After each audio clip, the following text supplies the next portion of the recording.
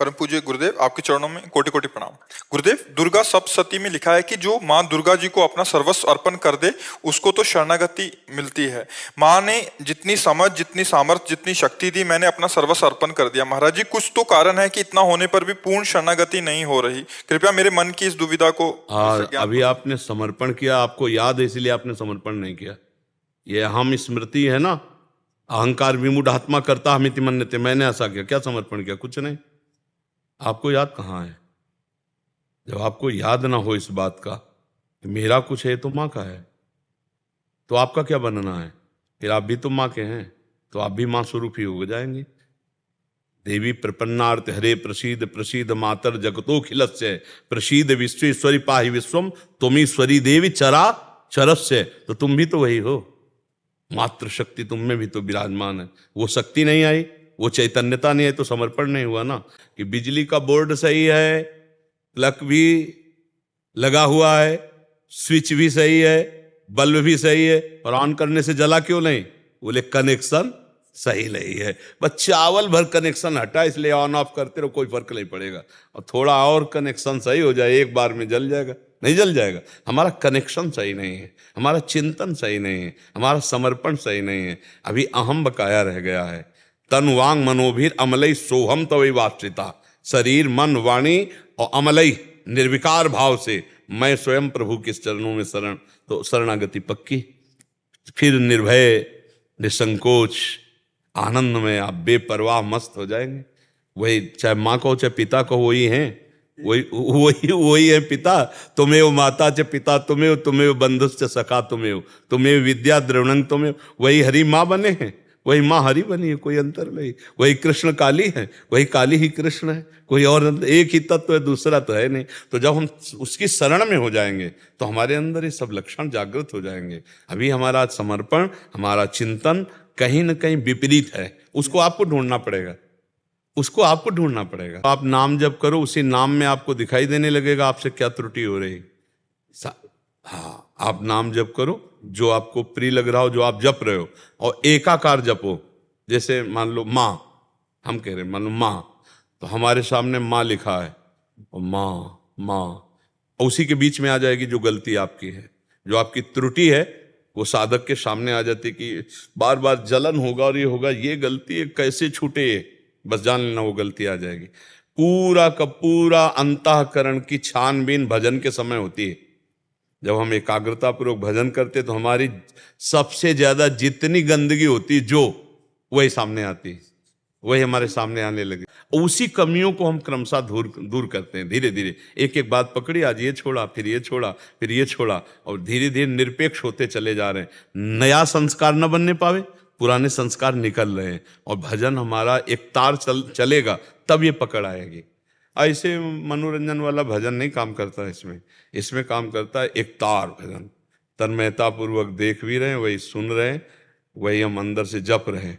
फिर उस समय सारी कमियां आ जाएंगी आप में, जो जो कमी है वो उस समय दिखाई देने लगेगी। ये कमी है, ये कमी है, ये कमी है। बस उन कमियों को अपने दिमाग में नोट करो और धीरे धीरे हटाओ, तो आप शरण में माँ के होते चले जाओगे। माँ कुपुत्रो जायते क्वचिदपि कुमाता न भवति। उन्होंने तो प्यार ही किया है। हमारी तरफ से जो कमी है उसको हम माँ के ज्ञान बल से, बुद्धि बल से दूर करते हैं, और माँ के करुणामय चरणों का आश्रय लेकर के माँ स्वरूप हो जाते हैं। चिद चिद लक्षणम, चेतन अचेतन वही तत्व है, उसी में लीन हो गए, तब हो गया। माँ में इतना चिंतन करे कि अपना स्वरूप माँमय हो जाए, तभी माना जाएगा कि आप माँ के पूर्ण शरणागत हो गए। नहीं, हाँ, ये ढांचा केवल है, अंदर मंदिर में माँ ही बैठी है। बस अनुभव बिना ज्ञान। जैसे मान लो हम कहा कि खीर बनाने की पूरी प्रक्रिया पता है, पर कभी बना के नहीं खाया, तो अधूरा है ना प्रक्रिया। एक बार चक बना करके खाए तो ये बात अनुभव में आ जाए, तभी अनुभव गम में भजे जय संता। ज्ञान तो बहुत लोगों को है, लेकिन उसका अनुभव कहाँ है? अनुभव हो जाए तो जीवन मुक्त हो जाए, आनंदमय हो जाए। ठीक है महर्षि, जैसे हमें प्यारी जी श्री जी राधा रानी से प्रेम है और उनके भक्तजनों को उन पे पूरा दृढ़ विश्वास है और वो प्रेम भी करती हैं हमसे, तो वैसे ही जो माँ के भी बहुत सारे भक्त हैं, तो माँ भी वैसा ही प्रेम दुलार वैसा आप सच्ची मानिएगा कि माँ को जो नहीं भजते उनको भी माँ दुलार कर रहे हैं, फिर जो माँ को भज रहे हैं उनको दुलार कैसे ले करेगी? देखो ना, पूरी सृष्टि का पालन पोषण माँ के द्वारा ही तो हो रहा है। आद्या शक्ति त्रिगुणमयी माया माँ भगवती अम्बा ही तो पूरे जगत का पालन पोषण कर रही है। हरि की शक्ति से तो सब हो रहा है। तो शक्ति स्वरूपा यही तो है माँ, यही तो जगदम्बा है। तो हमें लगता है यदि हम प्यार से भजन करेंगे तो निश्चित यही सब हैं। आपसे सच्ची कहते हैं, आप सीता कहो, राधा कहो, दुर्गा कहो, काली कहो, अम्बा कहो, वो महाशक्ति है। वही सब परम तत्व है। 10-20 तत्व नहीं है, एक ही है। लीला में अलग अलग लीला है। कहीं माँ का शांत रूप है, गौरी शांत रूप, कहीं विकराल चामुंडा भद्रकाली विकराल, कहीं विकराल कहीं शांत, उन्हीं के सब रूप है। हम अगर प्यार से माँ को भजेंगे तो भगवत प्राप्ति भी हो जाएगी, ब्रह्म बोध भी हो जाएगा, जो चाहोगे वो हो जाएगा।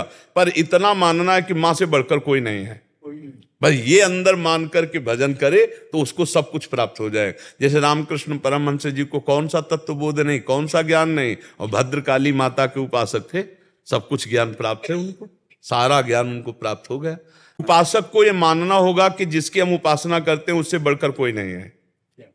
जब ये मानेगा तभी उसकी आसक्ति उस पर होगी, वो चाहे जो उपासना। जैसे हम राधा चरणों के उपासक हैं तो इसके आगे कुछ नहीं, आप माँ के उपासक तो माँ के आगे कुछ नहीं, राम उपासक राम के आगे कुछ नहीं, शिव उपासक शिव के आगे कुछ नहीं। तभी समझ में आएगा, क्योंकि उनके सिवा कोई है नहीं। तभी आपकी आसक्ति होगी, तभी आप तन्मय होंगे। और जहां दूसरा प्रतीत हुआ तो फिर वो भाव नहीं बन पाएगा, जो भाव मोक्ष प्रदान करने वाला है या प्रेम प्रदान करने वाला। प्रेम गलियत साकरी तामे दो ना समाए, एक ही होकर जाना होगा, एक भाव से, बस बस। उनके सिवा कोई है ही नहीं। तुम ईश्वरी देवी चराचर से, तुम ईश्वरी देवी चरा, तुम ही ईश्वर हो, तुम ही चराचर जगत हो, दूसरा कोई नहीं। देवी जी के लिए तुम ईश्वरी देवी चराचर से।